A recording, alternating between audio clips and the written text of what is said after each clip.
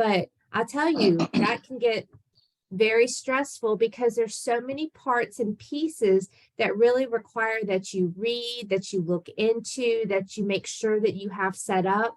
So we're going to talk about some of those now so that anybody who is considering applying for a farm to school grant, again, which will be, I'm assuming they'll be coming out again this October 2023, you have plenty of time to think about the type of project that you want to do. Think about who you'd like to partner with, get some of the mechanics in place that you're required to have in order to actually physically submit the application. So those are some of the things I'm going to go over with you today. So I'm going to take a minute to share my screen, but I also want to say, you know, we've got a small group here. This is pretty casual, so please feel free to come off mute and ask questions. I may not know the answer to it. Some of these questions can get complex, and if I've learned nothing over 20 years of working with child nutrition programs is that I don't know the answer to everything. But if I can't answer your question, I will certainly reach back out to you. I will reach back out through Haley and make sure that I've answered all of your questions. So again, I'm going to share my screen really quickly. And give me just a moment to make sure. Can y'all see? Tell me y'all can see the USDA's Patrick Leahy Farm to School program on the screen. Someone give me a nod. Okay, good. Awesome. All right, well, we'll continue. So I wanted to mention really quick that you see on that first slide, let me go back to it, that the Farm to School program has kind of a fancy new name. It is no longer just the USDA Farm to School program, but this year, after some legislation, the program name has now become the Patrick Leahy Farm to School Grant Program and Farm to School Grant Program.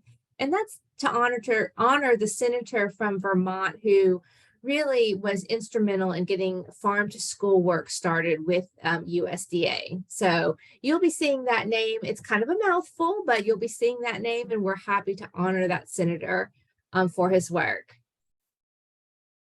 Okay, so during this presentation, I'm going to give you a little bit of background about the farm to school program as a whole, as well as an overview of the grant program and a little bit about the application process. I'm not going to go into drastic detail because it's too early right now for that, but I do want to give you an overview of it as well as some steps that you can take now in preparation for a grant submission in October.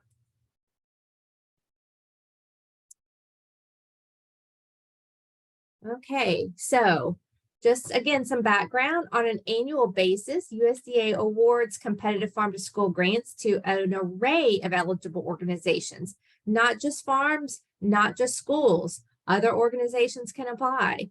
And so we award these grants to organizations so that they can initiate or expand their a farm to school program at state, regional, or local level.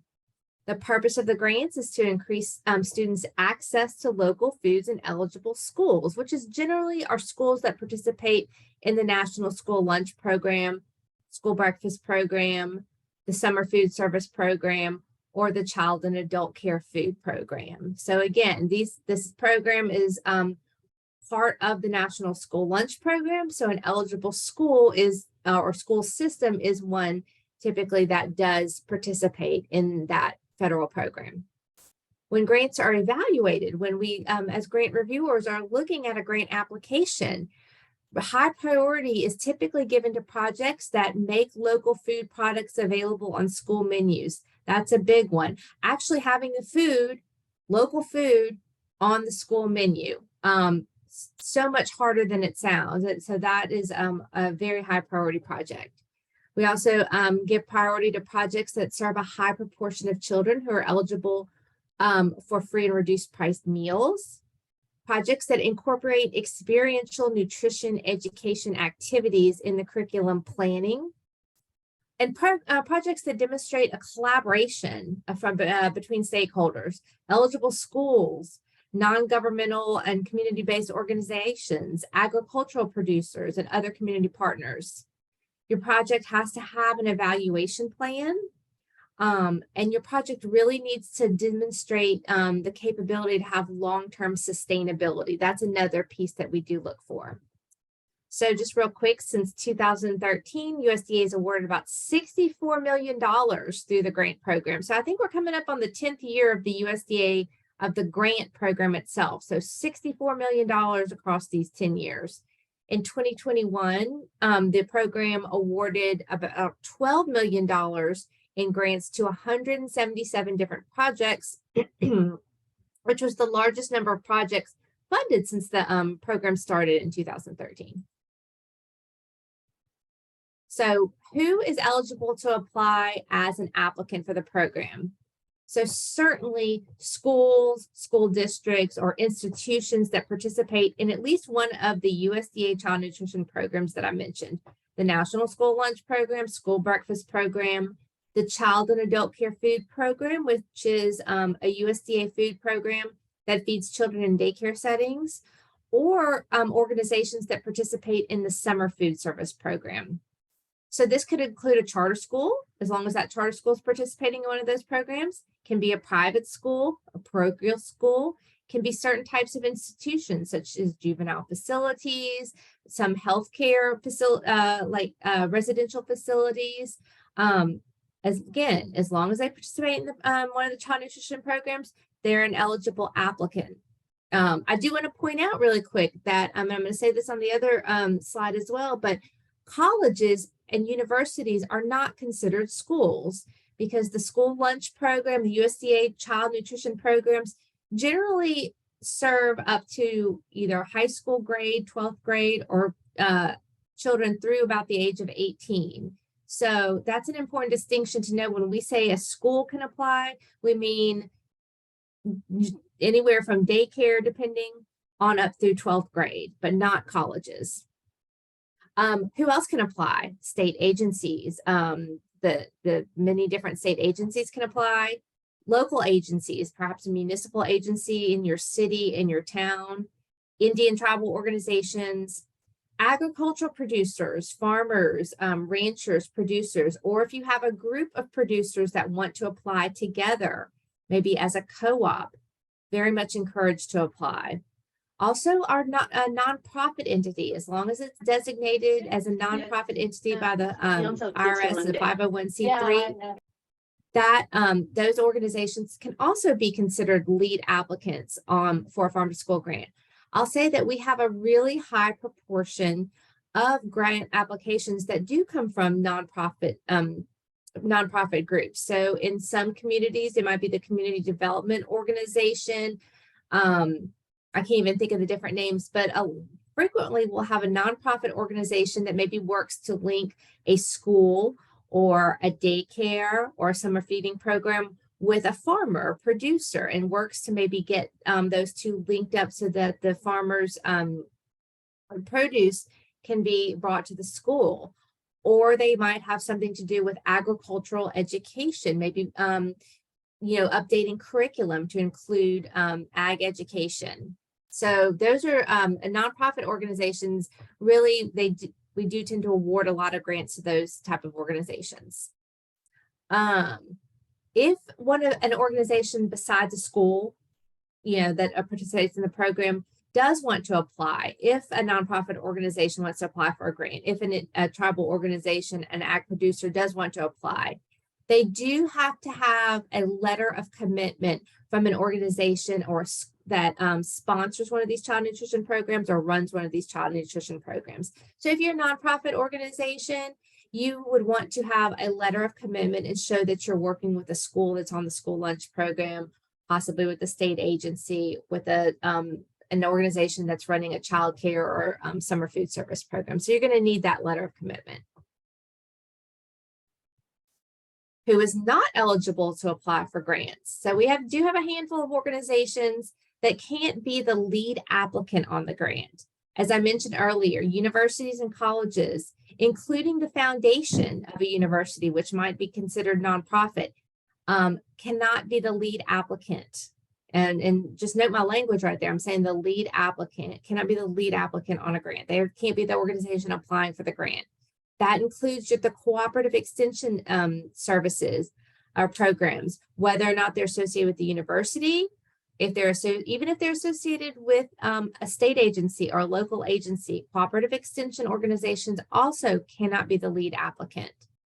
Can't have hospitals or hospital foundations. Also can't have individuals apply. So we can't accept applications from an individual parent nor an individual teacher. Now, as a teacher, if anyone on here is a teacher and is thinking, I've got to, I'd like to start a school garden. I'd like to start some kind of learning garden, edible garden, some kind of education for my students. You can apply for the grant, but you have to do it with the school or school system that you work for being the lead applicant. So just be aware of that. Now, again, I said these organizations can't be applicants. However, these entities are all capable of being a key partner for a lead applicant. So you might have a school system that's going to apply for a farm to school grant, and they decide that they're going to contract out certain pieces of it, maybe the evaluation piece of the project to the local university. That's perfectly acceptable. Again, a lead applicant can contract with the university, can contract with cooperative extension or with other groups to perform some of these farm to school activities. So I just want you to be aware, just because these organizations can't be an applicant doesn't mean you can't work with them, because a lot of times they do have valuable services to offer. So now I want to go through, for at least in 2023, what the 3 main tracks or types of grants that you could apply for. These tend to be the same from year to year, but there's always a potential that the grant track could slightly shift. However, the things that we talk about in this presentation, I don't foresee anything shifting to the point where if you had an idea in your head and you looked at some of these grant tracks and thought, oh, this aligns, my project aligns with one of these, I would not think that in 2024 and future applications, your idea would be completely a mismatch for any of these grants. So there's 3 basic types of grants, farm to school grants, that you can apply for: a turnkey grant, an implementation grant, or a state agency grant. I'm not going to spend too much time on state agency grants because those are only eligible for state agencies, such as the Department of Education or TDA in Texas, to apply for. But I'm going to spend a little bit more time talking about turnkey and implementation grants. The main thing too that I want to say is when the farm to school grants are released in October, the big announcement is made that these grants are available. They're going to come with the request for applications, or RFA. Excuse me. The RFA document you will definitely want to take, download from the website and read thoroughly, because that's really going to give you the nitty-gritty information about what you need for each of your grant tracks. One way that you can prepare now is to find the 2023 RFA, the request for applications for the 2023 farm to school grants. That application period has already closed, but that RFA would give you a great wealth of information about what a USDA is looking for if you, again, are thinking about applying for a future grant. I also wanted to mention really quick that all of these grants, when you apply for a USDA grant, and if you're awarded that farm to school grant, one of the things that you definitely will have to do is you will have to attend a grantee gathering, a trip, a gathering, a conference with fellow other grantees that have been awarded in the first year of your award, typically around September. That the location varies throughout the state. You're supposed to, you're certainly able to and encouraged to use grant funds to attend this trip. So just know that as well, that every organization that's awarded a grant will have to send at least one person, actually sometimes it can only be one person, to a big grantee gathering the year they won the award.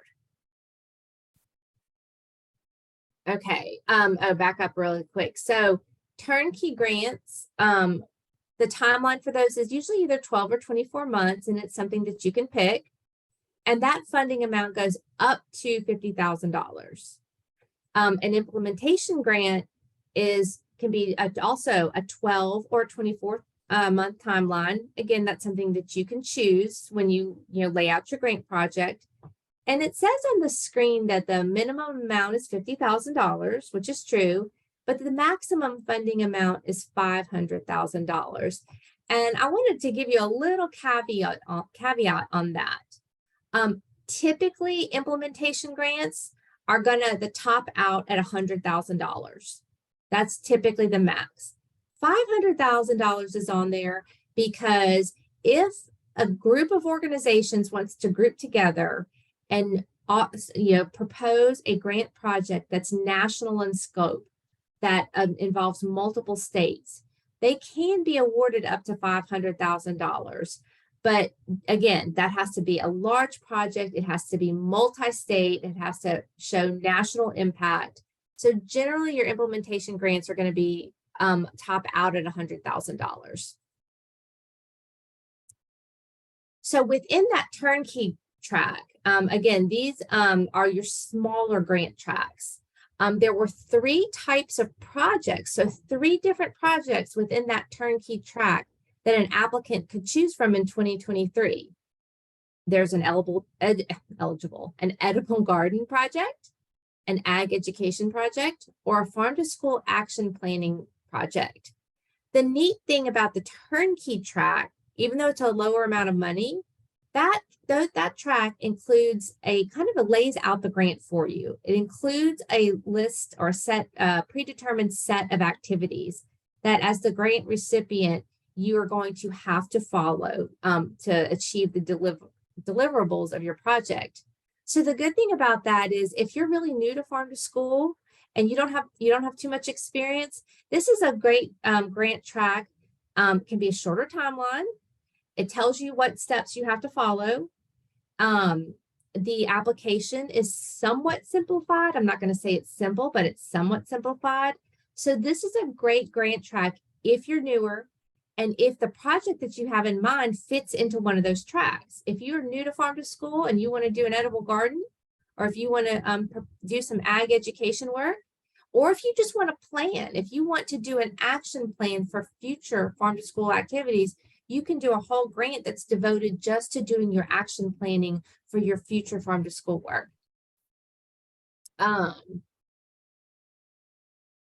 So I'm going to go over the implementation grants next, and the implementation and state agency tracks both have similar goals, but they're different eligibility. As I mentioned, the state agency track grants are only for state agencies. Implementation grants are for everybody else that we talked about, all the other organizations that I talked about on the prior slide, except for state agencies. So for both of those tracks, again, that funding range goes from $50,000 says to $500,000, but typically it's going to top out at $100,000. Again, you can go from either 12 to 24 months. And did I lose what I was going to say about that?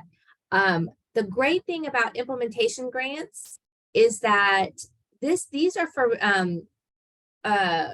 potential applicants who really maybe have a little bit more experience or who already have a grant project in mind. They have maybe a larger scope grant project. You have a unique idea that doesn't fit into the turnkey track, something that you want to do. So the implementation grants give you a little bit larger amount of money that you can apply for, but also allow you to lay out the grant project as you have it, as you see fit, the thing that you want to do. So you're not bound by a turnkey list of deliverables that's already laid out for you. So that's something to think about. If you want to kind of ease into farm to school grants, maybe the turnkey grant track is right for you. If you want to either dive in or if you're more experienced, you might want to consider the implementation grants. Again, the big thing is you need to read that request for applications really carefully, because it's going to lay out exactly what you're going to have to, state that you're going to do for the grant application. I also want to mention that each year, the Farm to School grant program really does take a comprehensive approach to advancing equity for all in farm to school programming, including people of color and others who've been historically underserved, marginalized, and adversely affected by persistent poverty and inequality. So to reflect this in fiscal year 23, because again, these could shift slightly, but in fiscal year 23, and I certainly think in 22 as well, there were certain priority scoring incentives given to certain populations of grant applicants. That means if your project touches one of these groups or priority groups, your grant application would get bonus points when it's scored by reviewers. So some of the groups would be if you are working with children who at least 40% or more of them are eligible for free and reduced price meals, and you can show that, again, you would be eligible for extra points on your application, which gives you a boost above some of the other applicants. If an applicant is an ag producer or a group of agricultural producers, so we really want to see our farmers, our ranchers, our producers apply, you automatically get bonus points if you fall into that category. If an applicant is an Indian tribal organization, is led or staffed by Native Americans, and serves Native American communities. So any of those options. If the applicant is an organization led and staffed by Black or African Americans, serving Black African American communities. If the applicant is an organization that's led and staffed by people of color or serving community of colors. So again, if any of the people that you're working with that are helping with your project or the communities that you're touching that are being impacted by your project fall into any of those categories, your application would qualify for bonus points when it's being scored. Also, if you're in a rural area and there's a whole designation, a whole map that you can check, you can put in your address or put in your location to see if your location qualifies as a rural area. If you're in a rural area, you could qualify for bonus application points as well. So keep that in mind. Could these change for fiscal year 24 for the next round of grants that come out? Absolutely. I wouldn't think so. I would think they would generally stay the same. So just be aware of that. Then I'm going to go over just a few of the application preliminary steps. Again, I'm not going to get into the nitty gritty of preparing an application because that's a whole presentation in itself. USDA does presentations live. I'll tell you where to find those when the time comes, but that's a whole presentation in and of itself. But I wanted to give you a couple of steps that I want you to think about taking now if you are really considering doing a farm to school application, grant application in October. One of the first things you're going to want to do is for the organization that is applying, the nonprofit organization, school system, tribal organization, whichever type of organization, that organization needs to make sure it has a unique entity identifier number. And that took the place of DUNS numbers for any of you who are familiar with DUNS numbers. That is an identifying number that allows the federal government to track organizations that it's funding. You can check on the website sam.gov to see if your organization, it's not going to be a person, but if your organization has that number. If the organization's not listed there, that organization can obtain the number, a unique identifier number, a UEI, through sam.gov. If you're not sure, if you're with a school system, if you're with a state agency, if you're with a local agency, check with the business office. Check if there's a grants management division, there's a federal programs division. Check with somebody in your organization, perhaps in one of those divisions, to see like if your school system has that unique identifier number, if your municipal agency has that unique identifier number. If you're a nonprofit organization, check too, but there's maybe a higher chance if you haven't worked with the federal government before, you may not have that number. But that's okay if you don't have it. You can go on to sam.gov, register the organization, get that number. You also have to complete a registration step separately from getting that UEI in SAM.gov. Again, you just want to make sure that you do that. Unfortunately, SAM.gov is not run by USDA. It is certainly not run by Farm to School. So if you are having an issue with finding out if your organization has that number, you're going to have to go to the SAM.gov help desk, their contact information at the bottom of that website, because that is for the entire federal government. So, USDA is just a little piece of it. So we can't help applicants who call and say, oh, I can't find it. I don't know if I have a UEI number. Can't determine if my organization's registered. That's where you're going to have to call or contact that help desk. So the next thing that, besides checking for those two things, the other thing that you're going to want to do well before October is you are going to want to go onto grants.gov and see if your organization has a login or an account. Again, if your organization has applied for federal funds before, and typically your state agencies will have done this before, sometimes your schools or school systems, not always, but every organization that wants to apply for a farm to school grant has to get on this, you can see it on here, this grants.gov website, and has to get a login. A lot of times these logins, only maybe one person or one or two people in an organization have the login. They're considered the point of contact.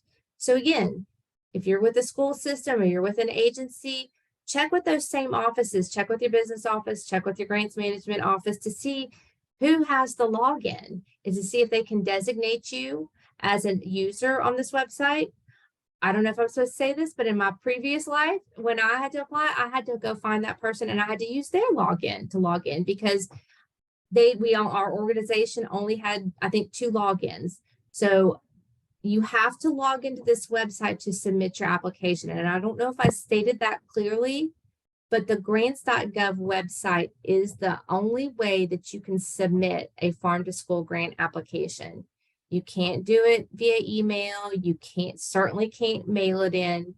You have to, your organization has to have an account on this website, and then you have to find that grant opportunity on there. You have to search for it, and you have to get a workspace on there, and that's a whole process too. But again, a good early step is to find out if your organization has, an account, who holds the account, and can they get you set up as maybe a sub-user.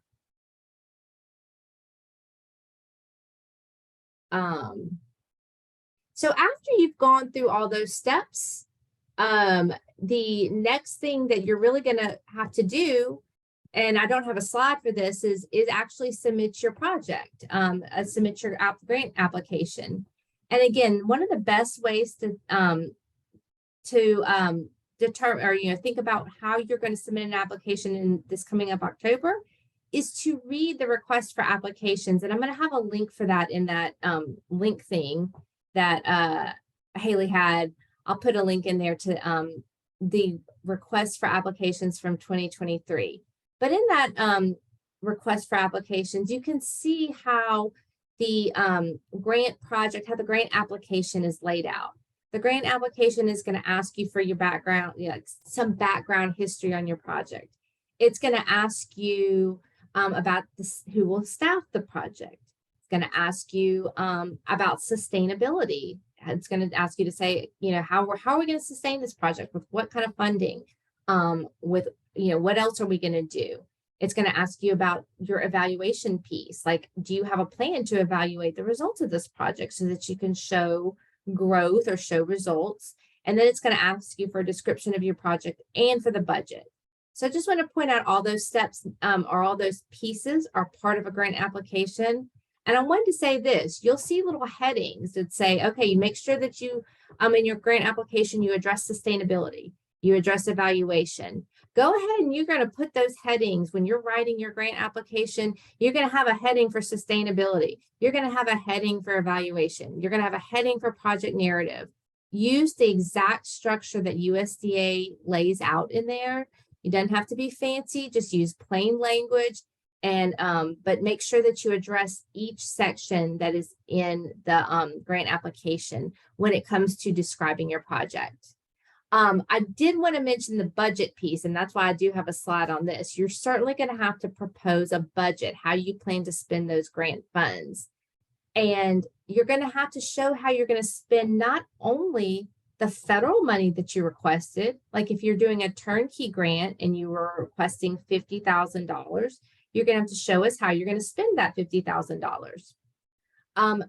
But for all grants, turnkey, and implementation, and even state agency, you are also going to have to put up a match amount. Each of these grants requires that you have some source of non-federal funds that you are going to put towards your project, and it has to be 25% of the total grant cost. So that's something to think about too. You're going to have some kind of source of matching funds to put into this project. Doesn't necessarily have to be cash. It can be in kind. It can be, volunteering labor. There's many different things, and I'm not going to go too much into it, but I just want you to be aware that USDA does require in these grants that you show that you are putting forth some sort of funding, if you will, for these projects. So generally, you're required to put up about a 25% match. Mm-hmm. So if you were applying for $100,000 implementation grant, you're not going to say that you're putting up $25,000. You're going to have to show that you're putting up about, usually I think it's a minimum $33,300 or something like that, because you have to put up 25% of the total project cost. And the total project cost is considered both the amount that USDA gives you for the grant, $50,000 for a turnkey or $100,000 for implementation, plus the amount of that match that you're putting in. So that's where that 25% comes from. So just be aware of that as well when you're thinking about your budget. Melissa, I want to just acknowledge that, definitely all this information is super important, as you were mentioning. I mean, you have been sharing four important steps to get ready for this. And I also want to get some time to invite Jennifer. I'm sorry. Have I gone over my time? Yes, let's go ahead. I've given y'all the main parts. Why don't we let Jennifer go ahead and speak now? So those are the main parts, and I can drop all the links as needed. Well, I want to give you a couple of minutes to wrap up. I think that all the information that you have been sharing is very important. We also have a resource page when we are putting together information. So please feel free to add any information, Melissa, that you want to add in this resource page. I will do that. And yes, and please take some time to wrap it up. Sure. And I will plug just real quick then, subscribe to the the newsletter, the Farm School newsletter, because that's where you're going to get information about how, when these grant applications are available and other helpful information. So do that, and I'll share any links, and I will turn it over to Jennifer. Thank you. Thank you so much. You're welcome. So, yeah, we want to offer also the opportunity for one person to share about some tips and experience. So thank you so much, Jennifer, to be joining us today. Jennifer Elwood is the principal at Young Women's Leadership Academy. She's based in San Antonio, and she was already applying what time. Yeah, so we would like to hear from you, and also if there is other people in this group who has been applied before and you want to have some comments in the chat, please go ahead. Yes, Jennifer. All right, so I'm just going to share my screen really quickly. Thank you for that lovely introduction. I am a second-year principal at an all-girls school that serves kindergarten through 4th grade, and we will do 5th grade next year, and an urban city school in San Antonio, Texas. And so my campus is actually located in what is considered a food desert. And so our students do not have, there's not a lot of, grocery stores within this area. And not a lot of, when you're living in an urban area, the opportunity to have a garden. And so we partnered with an organization called Gardopia Gardens 2 years ago that focuses on urban agriculture. And so through that, we made the leap last year to apply for this grant. And so I just want to share a couple of things with you. So we did the farm to table, we did the edible turnkey garden grant. And so we started with, 8 raised garden beds in our courtyard area. And we were fortunate that we had about, I would say, 1.5 acres of land that was part of our campus in partnership with the city of San Antonio, that we could turn that property into a micro farm. And so that's what we've been doing. We have 3 garden beds, not raised garden beds there. And these are our girls, as you can see. So we have, through Gardopia, through that partnership, we have our farmers who come in twice a week on Tuesdays and Wednesdays, and we work with the students on what it is to have sustainability through agriculture. And our ultimate goal is to get that food in our cafeteria. I know Melissa mentioned there's a lot of work that goes into that, as I'm learning when we work with the Child Nutrition Center. There's a lot of red tape, there's a lot of laws around what can go into the cafeteria. And so right now what we're doing is we have been working with local chefs to at least get the food to our girls. So our local chefs come in and they present to our students. They will use our food from our garden to make something for them. And then our students are brave and they taste it. Not everything goes over well. So you can see these radishes here in the corner. We turned that into, they made radish hummus, and that didn't go over so well. But they tried it because they're brave. So these are our girls working in, you can see our garden, some of our garden beds. Last year with a partnership with COSA, we were able, which is the city of San Antonio, to do an innovative garden. Through this garden innovation, we have our irrigation hooked up to Wi-Fi. And so our irrigation, it's smart Wi-Fi. And so we really wanted to grow from that. So here's a couple more pictures here. These are our farmers, but then also our teachers. So our farmers work in partnership with our teachers to make sure that that learning is happening.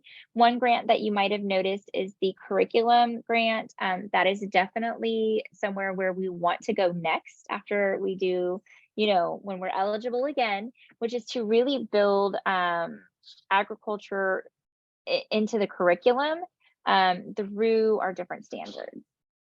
And so we do have family garden days, but with the grant funding that we received this year, it allowed us to continue that partnership, but it also allowed us to grow what we have. So you can see here, this is our microgreens, and this will be aquaponics. We will be using aquaponics to do micro greens in our former field house, which is now a garden.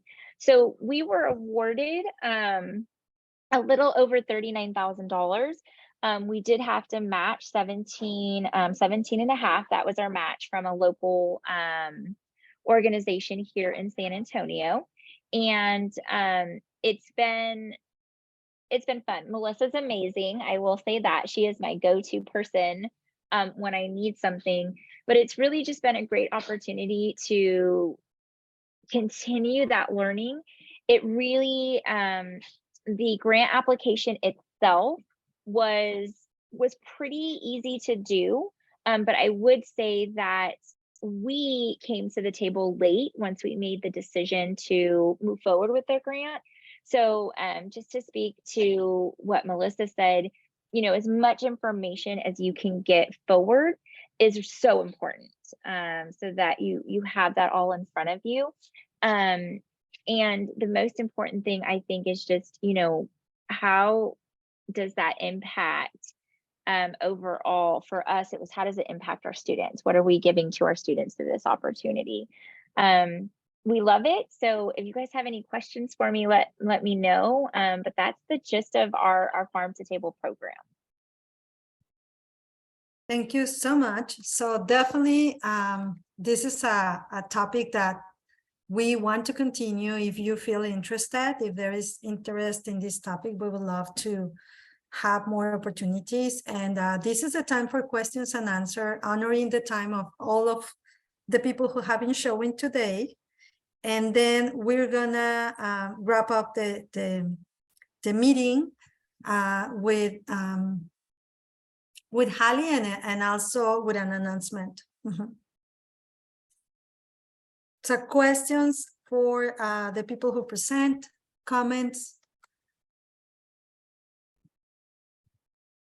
All right, so let's see. I see a question. Have you decided yet what your closing survey will cover? Your data collection. So what we do collect is we collect data from the girls in terms of their receiving agricultural education. So our farmers who come in have done pre-test to see, what they know, and then we test throughout. So we will do a post survey. We did a middle of the year survey, and then we'll do a post survey at the end of the year, which will be part of our data collection. In addition, we will also collect data from our parents just to see the impact that it has had on them, because one of the things we want to teach our girls is healthy eating. That's very important. So we do send our girls home with produce. So I will tell you, last year we had a lot of lettuce, and we bagged that lettuce up and we were passing it out in the pickup line after school. And so it will mostly be survey, but we are collecting data from our students regarding what they've learned.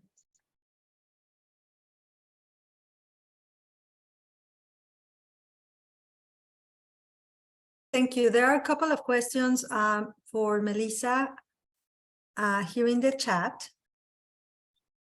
Hallie, would you be able to read those, please? Yeah, well, I added one. Can you talk a little bit about how USDA handles duplication projects or projects that build on efforts that were funded by a previous grant? Yes. So I don't know that they will fund a completely duplicate project from the same grantee. However, they will fund, they will look at and like to see expansion on a project, like continued sustainability of a project. So that's kind of what we're looking for if a grantee wants to come back. And we do have grantees come back. So we do have grantees that have gone from one grant period to another. Typically, you have to close out a grant that you're in to be able to apply for and be awarded another grant. So if you had a grant in 2022, you may not be able to, you probably won't be able to apply in 2023, but if your project is finished, you might be able to apply again in 2024. Again, you would have to show either that you're expanding or doing something new. There's one little caveat, if somebody applied for one of those turnkey action planning grants where they were doing a plan, they can't ever apply for that grant again. So.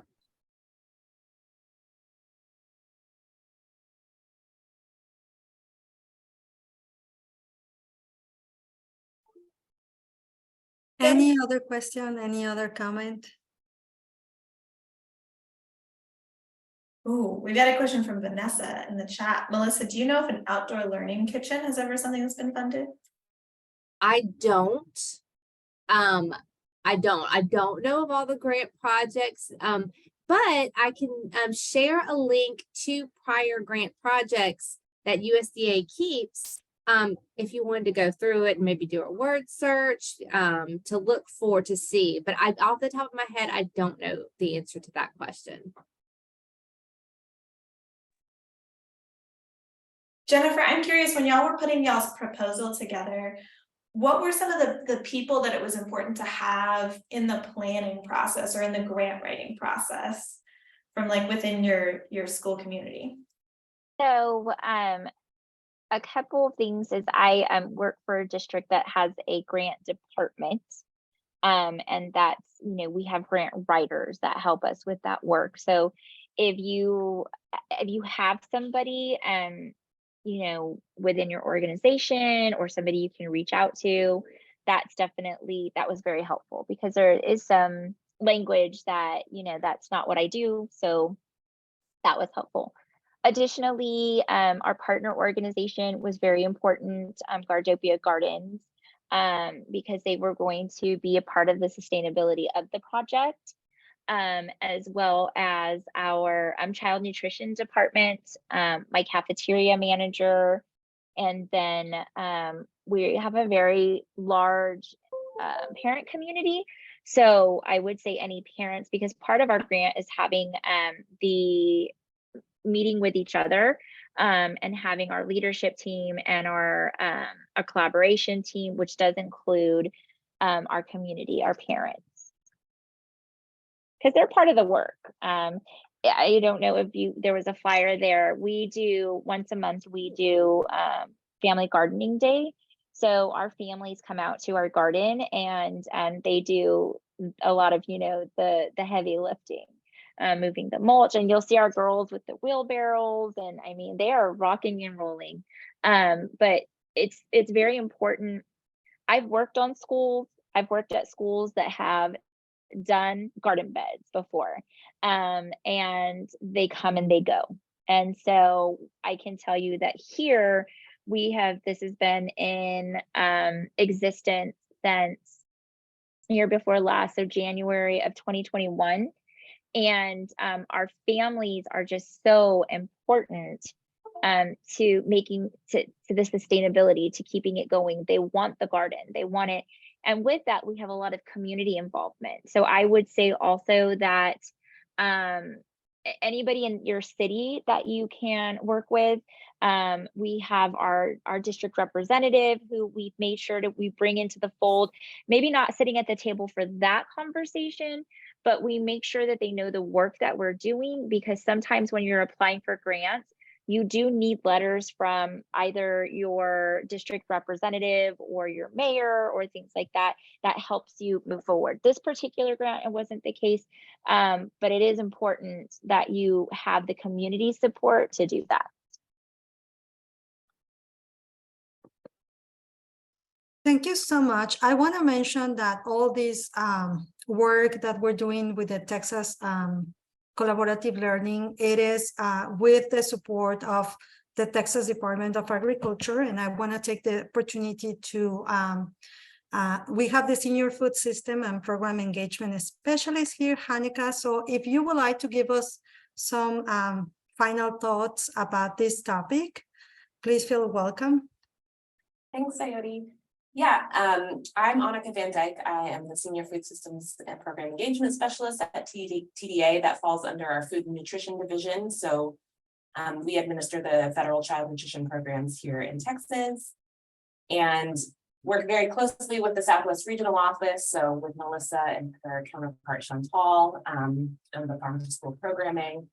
And we're really here as a resource for not only child nutrition departments in school districts, but producers as well, producer groups, nonprofits who are working in this area. And we are, we're not as knowledgeable, of course, as Melissa and Chantal in the application process and everything that goes into applying for a farm to school grant. But we are here to help connect the dots, to help you connect with the information. I know it can feel like an overwhelming experience to apply for a grant, especially something of a higher dollar value, and we're here to help you navigate that process. I just want to reiterate what Melissa said earlier, and then what Jennifer said too, is really getting your ducks in a row early and thinking about this now before the request for application hits and the timeline starts ticking down and and the due date is, just on the horizon. So really thinking through what is useful to your organization, to your community, and how that fits into what the funding opportunities are for this grant.